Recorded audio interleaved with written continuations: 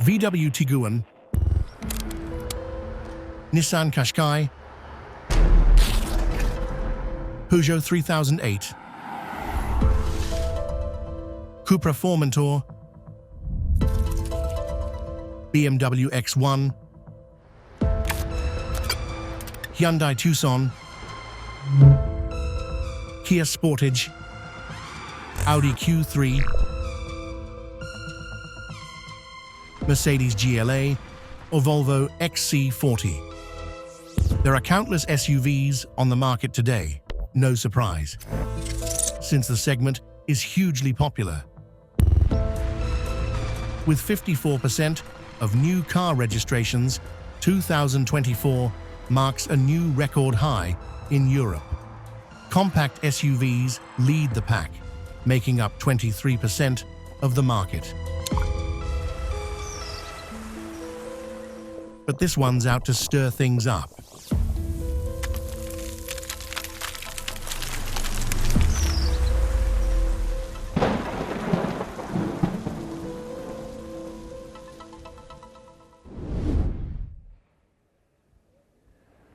When you think of affordable new cars, what brand comes to mind first?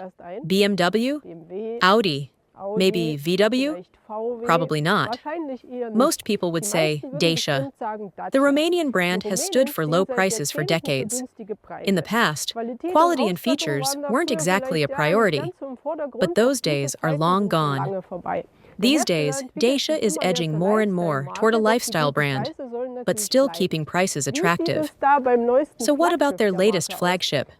With the Bigster, they're entering the compact SUV segment, promising the best bang for your buck.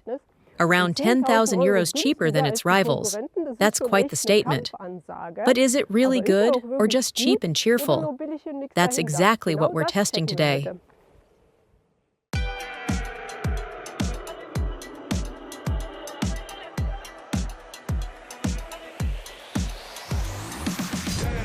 What can it bring to the table to stand out from the crowd? What I really like is that it gets going pretty well. We're putting this SUV under the microscope, driving dynamics, features, materials, and space.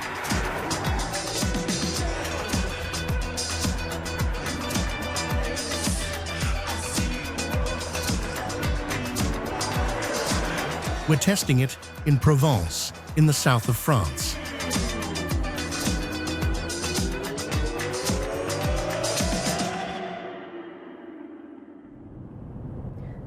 First impression? Honestly, I kinda like it, at least visually. But of course, you can tell that things are kept pretty simple in here. Lots of plastic. That's practical for cleaning, sure. But you also get soft touch materials in spots like the door or the center console. I like the way they use these different shades of gray and the overall shapes. Looks stylish to me.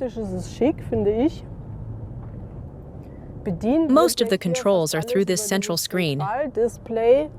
It's not super fancy, visually. Rather simple. But you get a few apps and basic settings, so the essentials are there. And down here you've got a few physical switches for climate and airflow. Those aren't bad either. So overall, it doesn't feel cheap.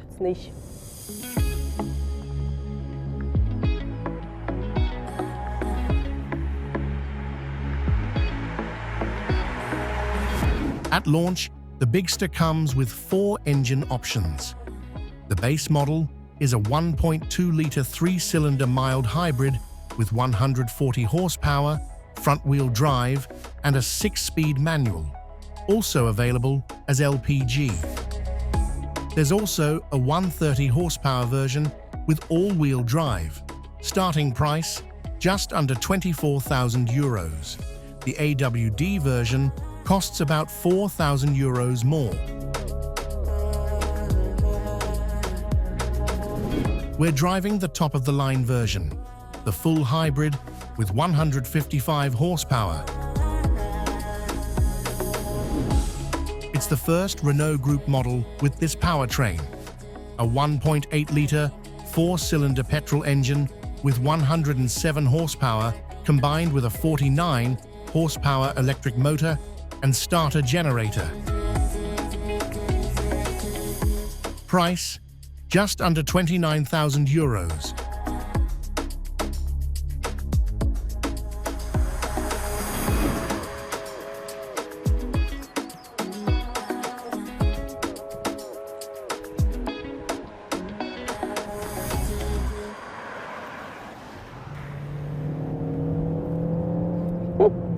What I really like is that it accelerates pretty well.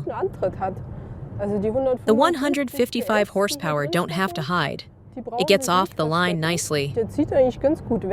Okay, it's also not that heavy, just under 1,500 kilos. So acceleration's actually decent. The engine is a bit loud though. It kind of rumbles. Even though they worked on soundproofing, but it drones and makes itself known quite a bit. The suspension is soft, and you do feel the body roll, not just in corners. I would have liked it to be a bit firmer. But hey, that's personal taste. I just prefer it a bit stiffer. Steering is light, but pretty direct. Obviously, it's no sporty SUV. But still, I would have liked it a bit firmer. And also some drive modes to adjust things, though that would bump up the price again. This hybrid version has a small battery, just 1.4 kilowatt hours. Still, the manufacturer claims you can do 80% of your city driving on electric power. For example, you've got a B mode, a brake mode, where regenerative braking kicks in a bit more. That feeds energy back into the battery, and I like it, honestly. It's not too aggressive, not like full one-pedal driving that hits the brakes too hard, but it does slow you down a bit more, so you don't have to use the brake as much. I think it's quite good.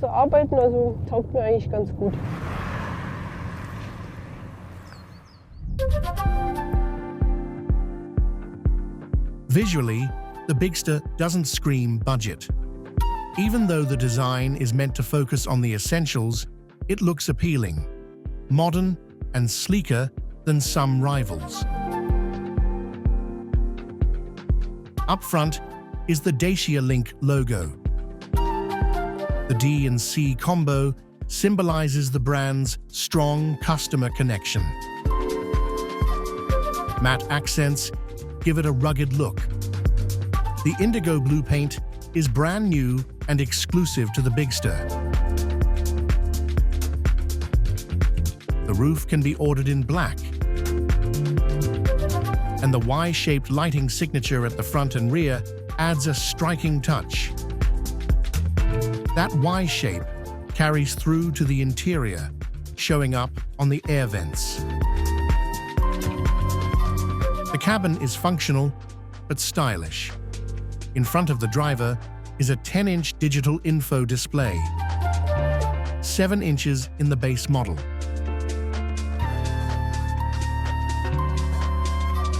The 10-inch center touchscreen is standard in all trims. There are 4 equipment lines. The top 2 are geared toward long-distance comfort or outdoor fun. The Journey trim includes, for example, electric comfort seats and a power tailgate. Also, wireless charging and navigation. The Extreme variant adds a panoramic glass roof, easy clean seat covers, and an adjustable roof rack. The Bigster also has some clever features, like U-clip points. You can attach accessories like a phone mount, coat hook, or a small lamp. The Bigster comes standard with 5 of these clips, like here, then here, also here, here, and here.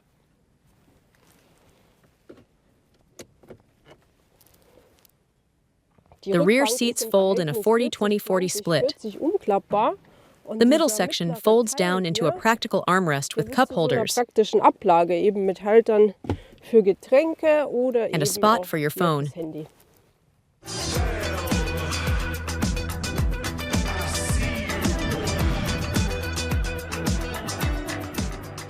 I still remember a production where we compared a Dacia Logan with a VW Golf.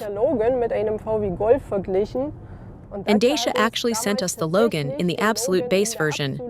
It didn't even have central locking or a radio, just a placeholder. And after a few days of driving the Dacia, the Golf suddenly felt like a real luxury car. Of course, the price was unbeatable. At just under 8,000 euros back then, it was more than 10,000 euros cheaper than the Golf. Those days are long gone. It was 10 years ago. And when you get into a Dacia nowadays, everything actually feels really good. Even if the base versions often still only have the bare essentials, it's enough. And it allows many people who really need to watch their budget to still get a safe new car and be mobile, especially here with the Bigster.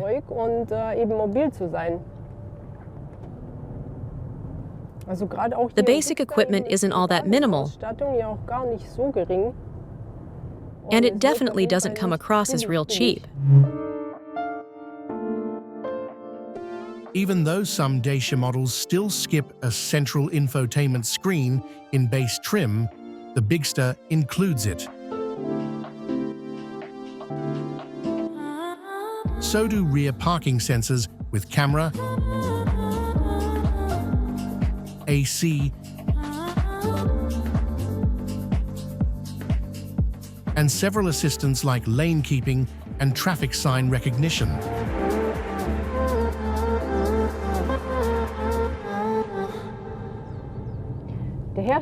The goal was to offer as much comfort as possible in this car for the demanding compact SUV customers, but compromises had to be made. In our trim, you get electric seat adjustment,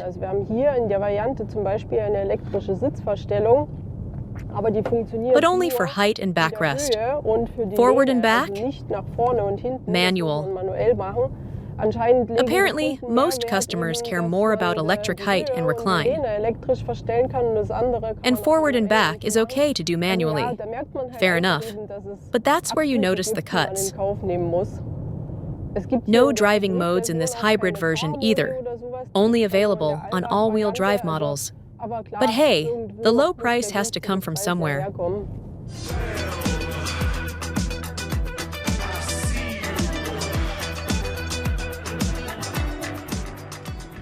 What do most people want in an SUV? Space. And Dacia claims the Bigster is among the roomiest in its class, especially for head and legroom. Let's take a look.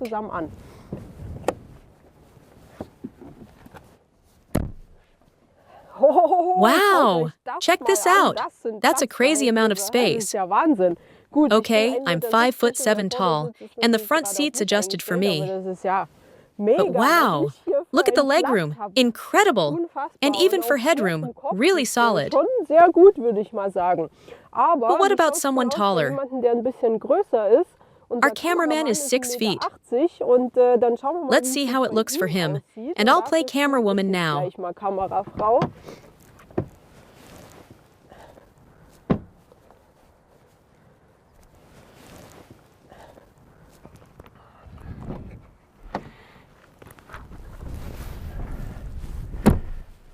So Volker, what do you think?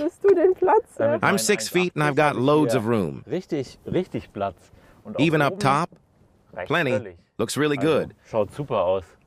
And the seat's adjusted to my height. And what about the trunk? It's also supposed to be among the liters. The base petrol version offers around 670 liters. The hybrid has slightly less, about 550 liters.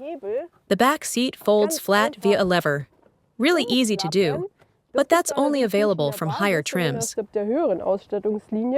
That gives you 1,851 liters, or 90 more in the petrol version. You get a flat load area up to 2.7 meters long. But what really matters is, how does that compare to the competition? Let's take a look.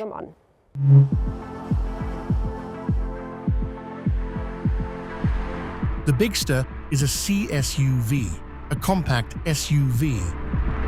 Not always clearly defined, but this category includes cars from roughly 4.3 to 4.7 meters in length. The smaller sibling, the Duster, is also in this group. But at 4.34 meters, it's at the shorter end and priced lower. At 4.57 meters, the Bigster is 23 centimeters longer. Let's compare it to similarly sized rivals.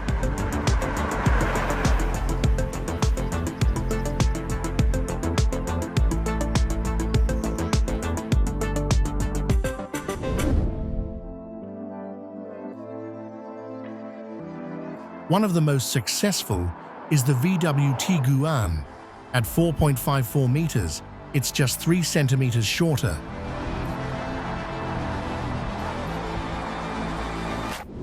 Cargo space, 652 to 1,650 liters. That's nearly 300 liters less than the base Bigster with seats down.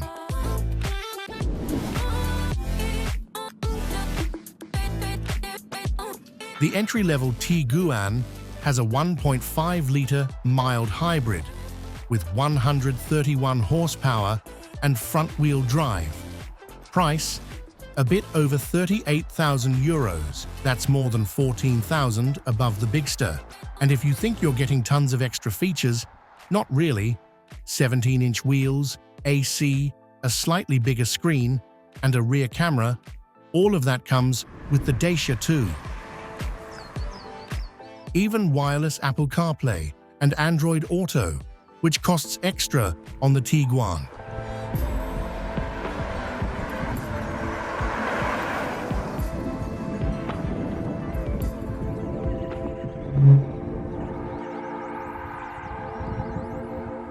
What about the Koreans? The Kia Sportage is also 4.54 meters long. Max cargo, 587 to 1,776 liters, still 80 to 160 liters less than the Dacia. The cheapest Sportage, with a 1.6-liter four-cylinder and 150 horsepower, starts at just over 35,000 euros. That's over 11,000 more than the Bigster. It does come with dual-zone climate control, navigation, and heated seats front and rear.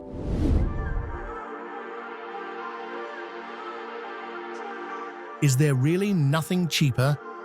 What about Mazda? The CX-5 is 4.57 meters long, same as the Bigster. Cargo, 522 to 1,638 liters. That's 150 to 300 liters less. Price, over 32,000 euros for the 2-liter, 165 horsepower petrol with front-wheel drive, more than 8,000 extra. And feature-wise, not much more than the base Dacia. Nissan Qashqai and Hyundai Tucson start at over 34,000 and 35,000 euros respectively. Peugeot 3008 and Cupra Formentor around 41,000 euros. And the German premium players, BMW X1, Mercedes GLA, Audi Q3, they even start at around 45,000. We could go on, but let's face it, you won't find a cheaper new SUV this size.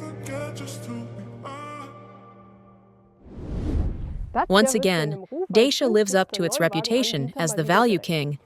Being that much cheaper than the competition is no small feat. And when it comes to punch, space, and features, the Bigster really impressed us. Are there downsides? Well, maybe the engine options aren't as varied as rivals. But if you want a lot of SUV for a little money, the Bigster's definitely worth a look, and the competition better watch out.